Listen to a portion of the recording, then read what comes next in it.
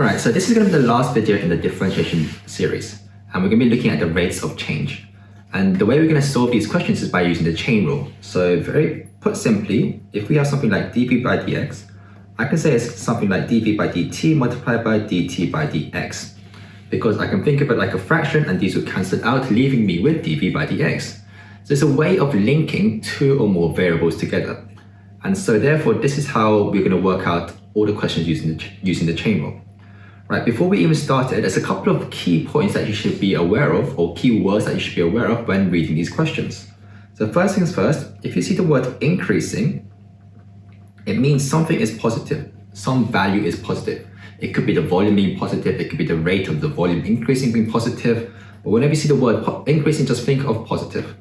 Same thing for when you see the word decreasing, then it means some quantity or some value is going to be a negative value. Okay. Thirdly, if you see the word rate, you should automatically think of something over dt. So it could be the rate of volume, it means dv by dt. The rate of length will be dx by dt. Rate of area will be dA by dt. So the moment you see the word rate, just think, oh, it must be something over dt. And finally, if you still are unsure about some of the terminology, maybe look at the units, because the units will help us determine what each value is equal to. So if you are aware of these 4 points, then you should probably be able to work out all these different questions. Right, let's take a look at this question here. So we have the volume of a cube and it's decreasing. So first things first, decreasing meaning something must be negative, right? At a constant rate. So once again, rate means something over dt of 4.5 centimeter cubed per second. So straight away, I know that something over dt is going to be equal to negative, because it's decreasing, 4.5. Right, we just need to work out what's on the numerator. Well, it says the volume. So it must mean that dv by dt is negative 4.5. If you're still unsure about this, maybe look at the units. They said the units are centimeter cubed per second, which is centimeter cubed per second. So the units for centimeter cubed, what's the units for volume? Second times v over t, you can see dv by dt, so we know we got the correct value here. Right, so in part A, it says find the rate, once again, rate at which the length is decreasing when the volume is 100. So we need to find out the rate, in this case, the rate of the length, and when it's decreasing, right? When the volume is 100. Right, so now this is where we use the chain rule, because we're trying to find dx by dt, and we know dv by dt, right? So I need to multiply something to this to give me dx by dt. Think of it like fractions, so I need to multiply dx by dv, that way I can get dx by dt, right? So our goal, because we know this term here, we just need to find out this term here. So we need to find an equation which links x and v. So if I was to draw what's going on, well, this is a cube, right? So let's just draw a cube like this, with sides x, x, x. So therefore the volume will be x cubed. So I'm going to use this equation here to find me my dx by dv. Differentiating this, I get dv by dx, which is 3x squared, but we know that we can just flip it, right? Just to get dv by dx by dv. So our dx by dv term will be 1 over 3x squared, which I can now plug into this position here. So we're just plugging it all in now. So dv by dt was negative 4.5, so negative 9 over 2, multiplied by dx by dv, which is 1 over 3x squared. And that's going to be our dx by dt term, which is equal to minus 3 over 2x squared, like this. As you can see, this is the general equation because it has an x term, so we need to replace this x term. But it said find it when the volume is 100. So once again, because we know v is x cubed, I can say that 100 is equal to x cubed. So when the volume is 100, x is going to be the cube root of 100, which I can replace into here straight away. So dx by dt is going to be negative 3 over 2 times 100 to the power of 2 over 3. And we know it's right because we've got a negative value, which means it's decreasing, and they said it's going to decrease, right? Right, part B. Find the volume of the cube when the length of one side is decreasing at a rate of 2 millimeters per second. Right, so we need to find out the volume.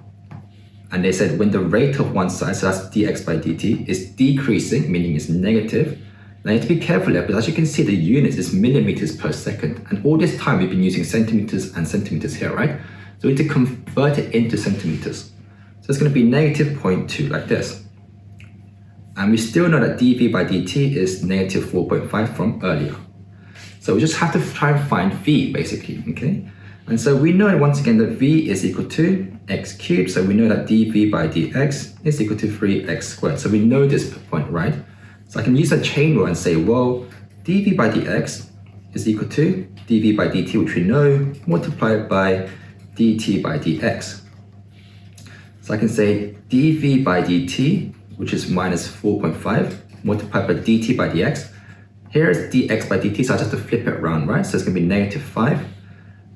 And so therefore, this is going to be equal to dv by dx, which is this 3x squared here.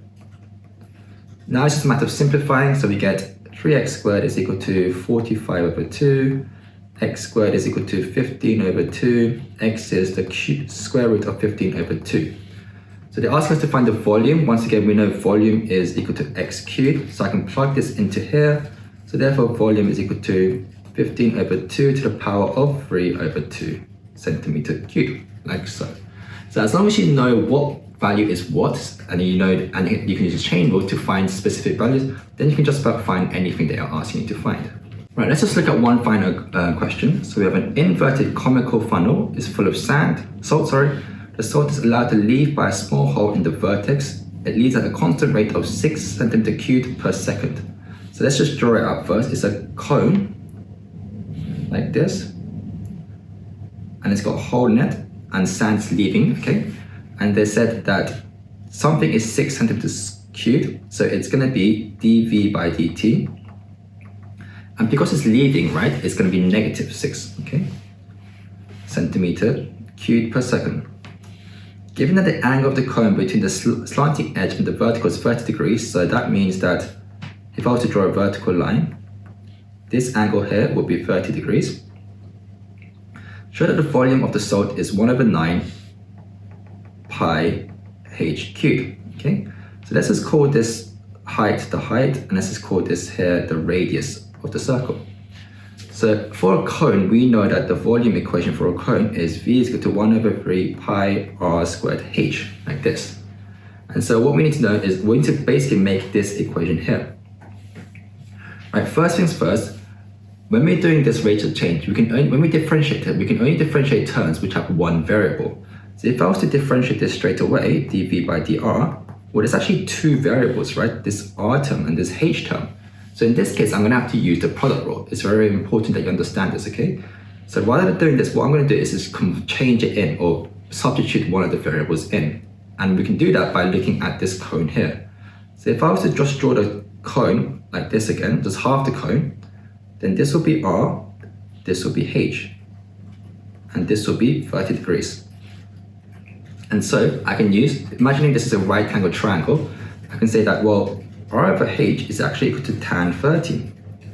And so therefore r is equal to h tan 30, and tan 30 is root 3 over 3, right? Like this.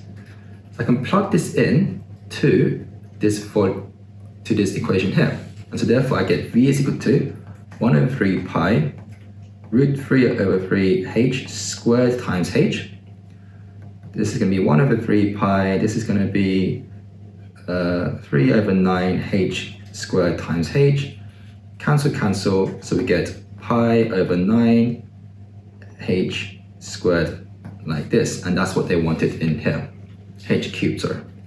Carrying on, so show that at the rate of change of the height in the funnel is inversely proportional to h squared. So we're trying to find dh by dt, and we know that from earlier that is dv by dt, right? So we know this term here. So what do I need to multiply this by? I need to multiply by dh by dv. So I need to work out this term here. Luckily, we found this term in part A, so I can just differentiate this. So dv by dh is equal to pi over 3h squared. So it's going to be dv by dt from earlier was minus 6, so minus 6 times, this is dv by dh, we need to flip it, right? So it's going to be 3 over pi h squared, which will give us minus 18 over pi h squared.